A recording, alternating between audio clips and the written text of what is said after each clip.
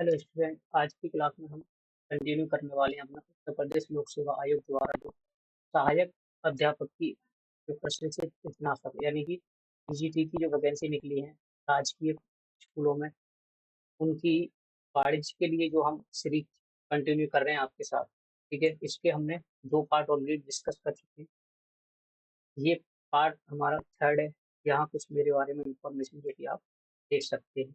आपने अगर एक भी वीडियो नहीं देखा तो पहले आप जो हमारे सिलेबस की वीडियो को देखिए कि सिलेबस को हमने कैसे कैसे बाइफरकेशन किया था इसका। ठीक है, सबसे पहला लेक्चर जो हमने लिया था वो पार्ट 1 में हमने आपको लेखांकन के मीनिंग के बारे में बताया था, है ना। यहाँ पर सारी चीजें हमने बताई कि किस लिए जरूरी होता है, क्यों हम करते हैं लेखांकन को। ठीक है, सेकंड पार्ट की हम बात करें यहाँ पर, तो सेकंड पार्ट में हमने आपको दोहरा लेखा पद्धति के बारे में बताया था, जो कि आपका होता है डुअल एंट्री कंसेप्ट जो होता है ना, डुअल एंट्री कंसेप्ट जो होता है, इसके बारे में बताया हमने सेकंड पार्ट में। देन आज का जो हमारा लेक्चर है वो है पार्ट नंबर थर्ड, जो कि जनरल के बारे में बताएंगे, है ना। जनरल क्या होता है, जनरल बोलते हैं आप या इसको, या फिर हम इसको प्रविष्टि भी बोल सकते हैं। ठीक है, इसको हम प्रविष्टि करना भी बोलते हैं। किसी भी लेन देन को जब हम लिखते हैं प्रारंभिक पुस्तकों में, उसी को हम जो है जनरल कहते हैं, और इसीलिए हमें जनरल की आवश्यकता यहाँ पर पड़ती है। ठीक है, तो इसके लेक्चर के स्टार्ट करने से पहले हम यहाँ पर एक बात करेंगे, जैसे कि आज जो है हो गई आपकी 24। ठीक है, तो 24/8/2025। ठीक है, आज के अगर आप अमर उजाला न्यूज़पेपर की बात करें तो उसमें एक कटिंग आई है आज, जो कि आपके कॉमर्स के लिए भी हेल्पफुल है। तो प्रवक्ता के लिए जो राजकीय राजकीय इंटर कॉलेज में जो वैकेंसी थी, उसका अभी विज्ञापन आपने देखा होगा, तो नहीं दिया था इन्होंने। प्रवक्ता की वैकेंसी भी जो निकली थी, है ना, उसमें आपको वाणिज्य की जो वैकेंसी देखने के लिए नहीं मिली थी। ठीक है, लेकिन आज इन्होंने एक हमें अलर्ट कर दिया यहाँ पर कि 4 विषय जिनमें विसंगतियां थी उनको संशोधित नियमावली करके, इसको संशोधित करके जारी किया जाएगा। ठीक है, तो जो वैकेंसी अपनी 1471 वैकेंसी निकली थी लेक्चरार की उसमें नहीं मिला था हमें देखने के लिए। तो यहाँ इन्होंने कहा है कि कमी के कारण हमने शिक्षा शास्त्र, वाणिज्य, संगीत गायन समेत ये 4 विषय कुछ ऐसे थे जिनकी वैकेंसी अभी नहीं आई थी, है ना, क्योंकि टोटल 48 वैकेंसी पेंडिंग में थी। इसमें से शिक्षा शास्त्र की अगर हम बात करें तो 43 वैकेंसी इसकी थी। बचा कितना इसमें, 5 वैकेंसी में आपका वाणिज्य और संगीत गायन शामिल है। ठीक है, मैटर नहीं करता कि वैकेंसी कितनी है, मैटर करती है आपकी तैयारी किस लेवल की है ना। तो इन्होंने यहाँ पर साफ साफ बता दिया है कि पूरी कोशिश इनकी ये रहेगी कि इसी विज्ञापन में बचे हुए विषयों की चयन प्रक्रिया को भी शुरू कर दिया जा सके। ठीक है, बट होगा क्या, यहाँ पर आपको थोड़ा एक्स्ट्रा समय दिया जाएगा, क्योंकि आपके पास समय कम है ना, अप्लाई करने के लिए। तो बस तैयारी में लगे रहिए, और इसके लिए भी आप जो है यहाँ पर आवेदन के लिए, मतलब एलटी ग्रेड के लिए तो क्या है, आपको स्नातक मांगा है ना, स्नातक के साथ क्या मांगा आपसे, आपसे बीएड और मांगा। तो ये लेक्चरर की जो आज नोटिफिकेशन आया है, इसमें ना इन्होंने मास्टर डिग्री की बात जो है कर रहे हैं जी। इसमें जो विसंगतियां आ रही थी वो ये आ रही थी कि मास्टर के साथ बीएड होगा या नहीं होगा, है ना, ये कंफ्यूजन क्रिएट हो रहा था। लेकिन यहाँ पर स्नातक और मास्टर, मेरा ये मानना है कि स्नातक और मास्टर ही इन्होंने फिर से रखा होगा। इसके लिए बीएड कंपलसरी नहीं होगा इन सब्जेक्टों के लिए ना, ये 4 सब्जेक्ट ये थे, क्योंकि बीएड का ही इसमें झमेला चल रहा था कि बीएड जिसके पास होगा वो आवेदन कर सकेगा मास्टर के साथ, है ना। बट ऐसा मुझे लगता है कि 1-2 दिन में आपको ये क्लियर हो जाएगा। आज इन्होंने हमें अलर्ट कर दिया है कि तैयारी में लगे रहिए, जल्दी ही ये विज्ञापन जारी कर देंगे। ठीक है, आज की क्लास को हम स्टार्ट करते हैं जनरल से।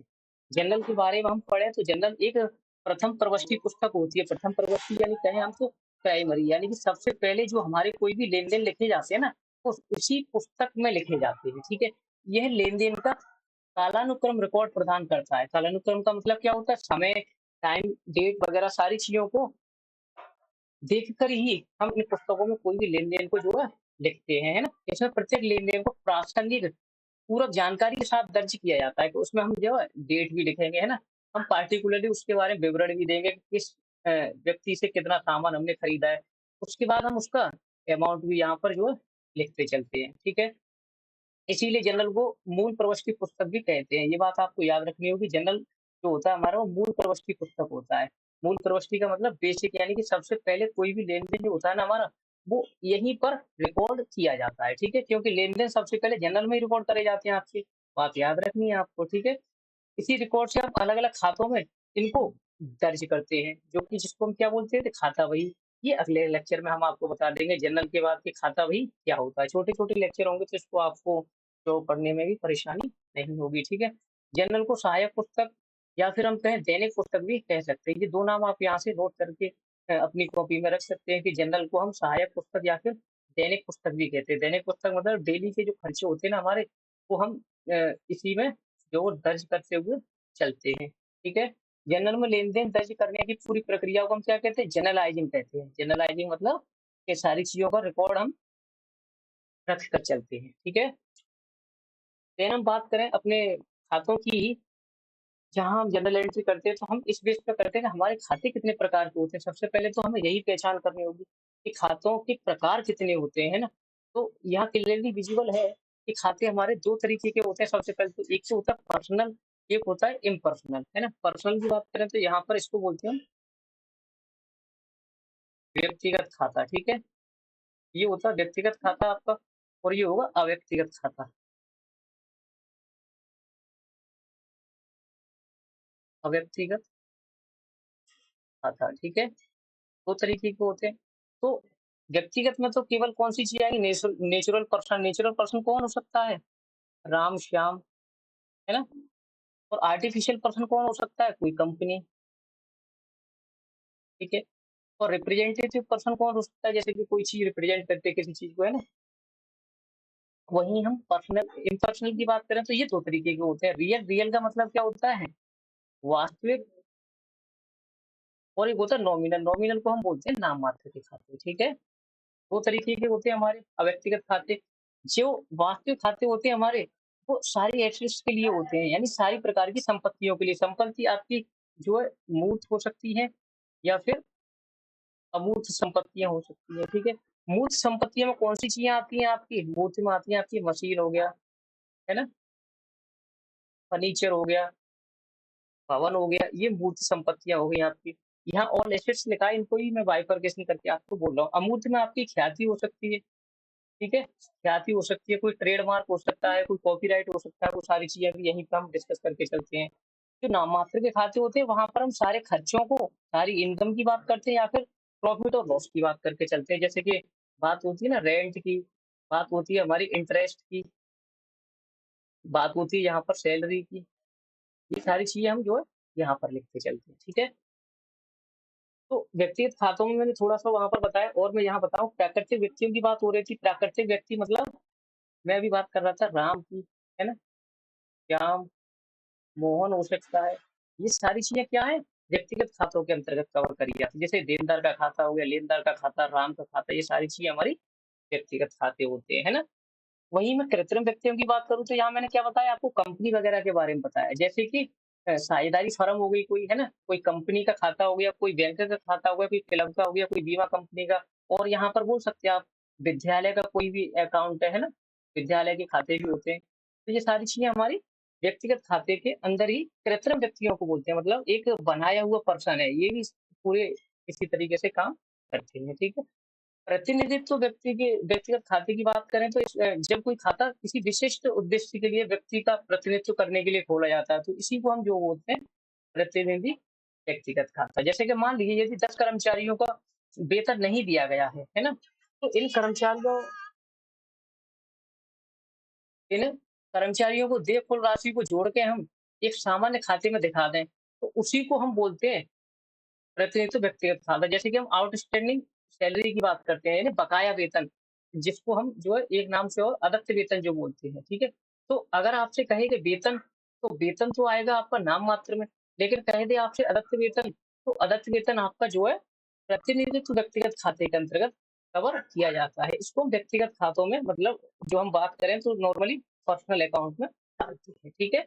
लेकिन पर्सनल अकाउंट के अंदर ही और हम डीपली जाने की कोशिश करें तो प्रतिनिधित्व व्यक्तिगत खाते में आता है। ये क्या? अदत्त वेतन। नॉर्मली वेतन की हम बात करते हैं तो वो कहाँ आता था आपका? नाम मात्र में। बात क्लियर है? ठीक है?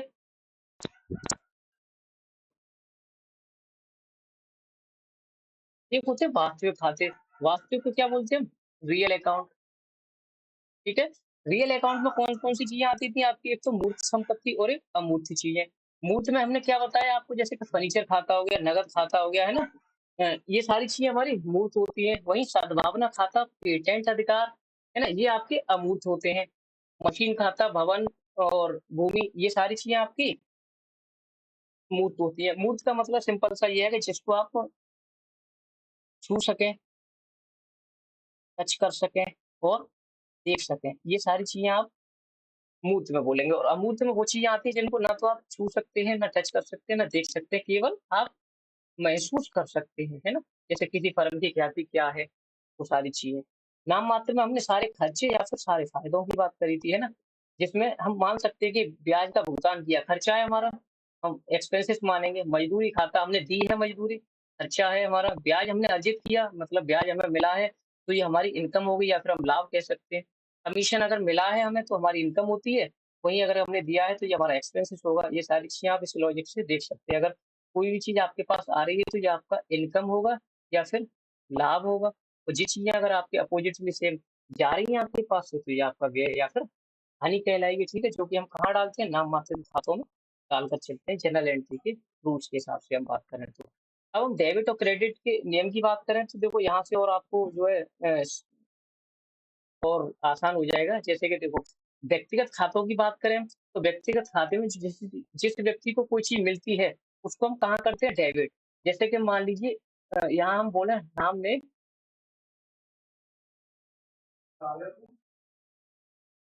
फर्नीचर खरीदा, ठीक है? तो हम क्या बोलेंगे इसको? इसकी जर्नल एंट्री क्या बनाएँगे? मतलब प्राप्त करने वाले को डेबिट करेंगे हम, है ना?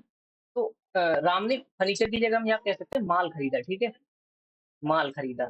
तो किसने खरीदा? राम ने खरीदा। तो प्राप्त करने वाले को डेबिट लिखेंगे, यानी हम बनाएँगे इसका जनरल राम अकाउंट डेबिट, ठीक है? और टू में क्या लिखेंगे? देने वाले को क्रेडिट, या किसी व्यक्ति का नाम हो सकता है ना? राम ने माल खरीदा किससे? मान लो मोहन से माल खरीदा होता है इसने। तो मोहन को क्या लिखते हैं यहाँ पर? क्रेडिट में लिखते हैं, ठीक है? तो सिंपली आपको ये याद रखना है जनरल एंट्री के रूल्स में कि जिस व्यक्ति ने कोई चीज़ ली है उसको डेबिट करेंगे, जो देने वाला है उसको क्रेडिट करेंगे, ठीक है? ये व्यक्तिगत खाते का रूल्स होता है, यानी कि पाने वाले को डेबिट, संपत्ति आने पर डेबिट, ठीक है? वो सारी चीज़ें। वास्तविक की बात करूँ मैं, यहाँ तो संपत्ति की बात करी ना मैंने, तो अगर हम ये कह दें नॉर्मली कि